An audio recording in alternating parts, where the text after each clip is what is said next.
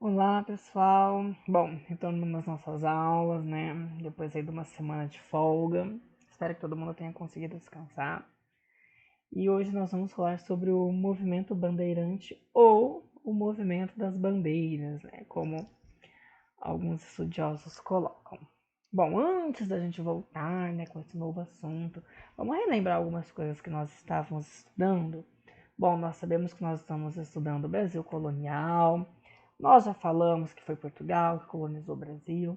Nós falamos que era uma colônia de exploração, né, apenas para extrair as riquezas. Nós falamos que a primeira economia do Brasil colonial é a economia da cana-de-açúcar, que do pau-brasil foi ali durante aqueles 30 primeiros anos, né, onde não havia a fixação do europeu aqui no Brasil. Nós falamos também que, de princípio, os portugueses usaram aí, né, a mão de obra escrava indígena para tentar implantar o negócio do açúcar, mas que não deu certo, né, por conta das grandes fugas, que os indígenas conheciam muito bem o território, né? Depois a Igreja Católica acabou intervindo, fazendo o processo de aculturação, né, passando toda a cultura aí europeia para os indígenas. Nós também vimos que depois que o fracasso da mão de obra indígena, veio a mão de obra escrava negra, né? Que foi ali uma série de acordos entre os grandes reinos da África com os portugueses, né? Vimos, né, que essa vinda dos negros lá da África era extremamente difícil, né? Aqueles grandes e abarrotados navios negreiros, como a gente pode estar vendo aqui na primeira imagem. Nós sabemos que muitas pessoas já morriam, né, no caminho, né, que eram cerca de 3 meses, não tinha comida, não tinha condição humana, né, que ao chegarem aqui no Brasil a situação piorava, né, eles passavam por um processo de engorda, depois eram vendidos como se fossem mercadorias, né, como se fossem roupas. Os senhores, né, do açúcar que iriam comprar, iam lá selecionar as peças que estavam em melhor qualidade para trabalhar, né, as lavouras de açúcar.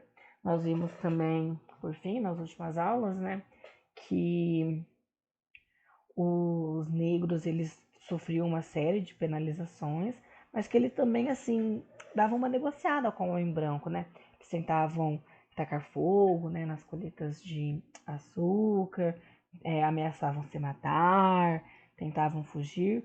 E o senhor de engenho, né, o dono do escravo, ele não gostava disso, porque ele estava perdendo ali uma mercadoria, né, que ele tinha investido muito dinheiro, né?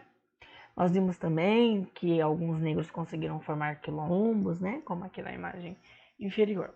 Ok, nas últimas aulas nós vimos como os escravos tentavam ali se proteger.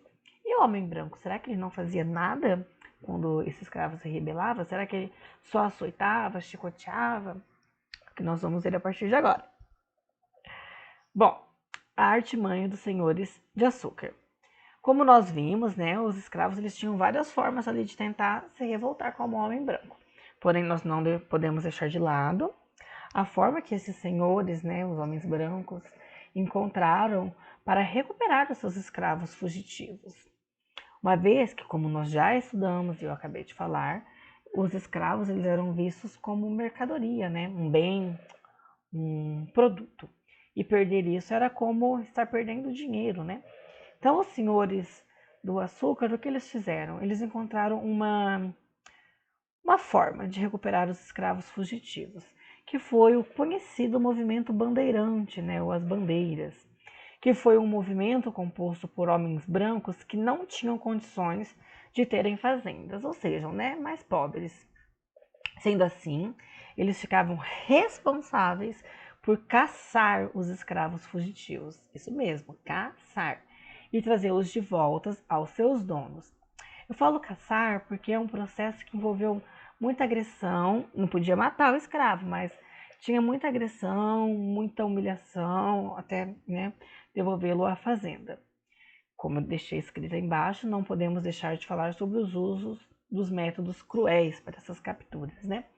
Aqui na imagem 1, nós podemos ver um grupo de bandeirantes, né? Eles estão aí atrás de escravos fugitivos. Na imagem 2 são cabanas, né? Que eles faziam as suas expedições. É importante destacar aqui também que quando os escravos fugiam, eles iam para qualquer lugar, né? E os bandeirantes iam atrás e eles acabavam conhecendo novos lugares, né? Lugares que não eram conhecidos ainda.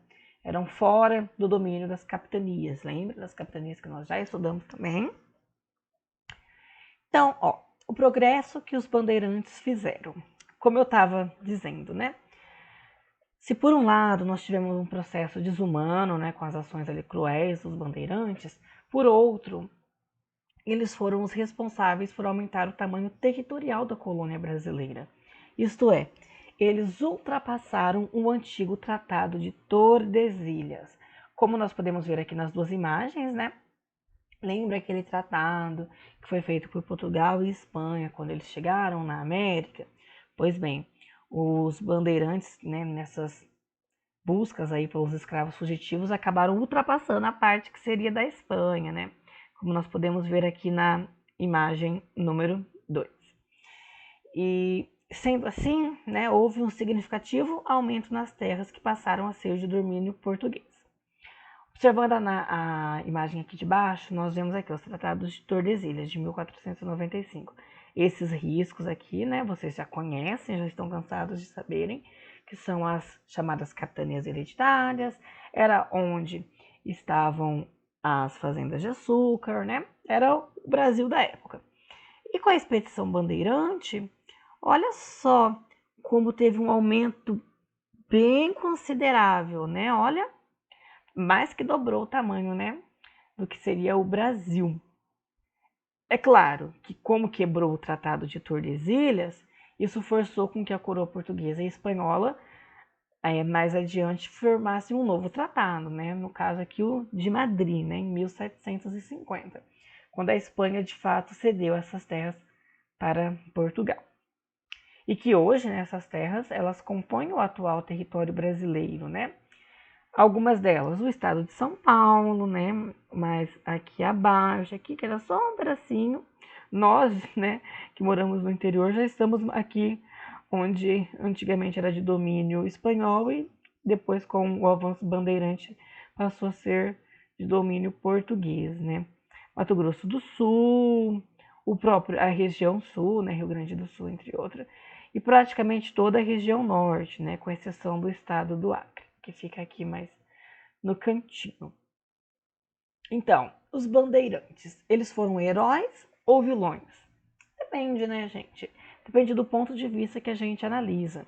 Se a gente olhar com os olhos dos escravos, é óbvio que eles são vilões, né? Estavam ali buscando e caçando os escravos fugitivos.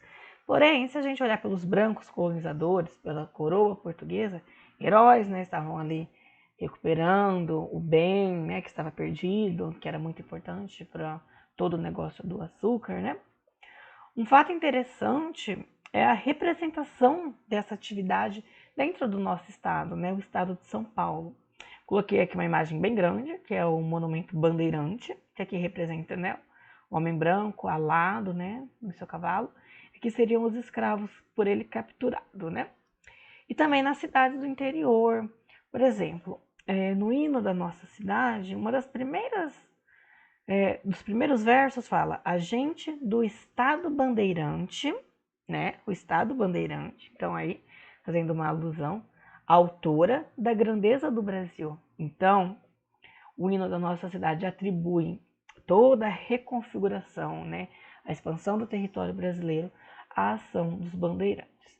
Bom, aí cada um vê da forma que acha melhor.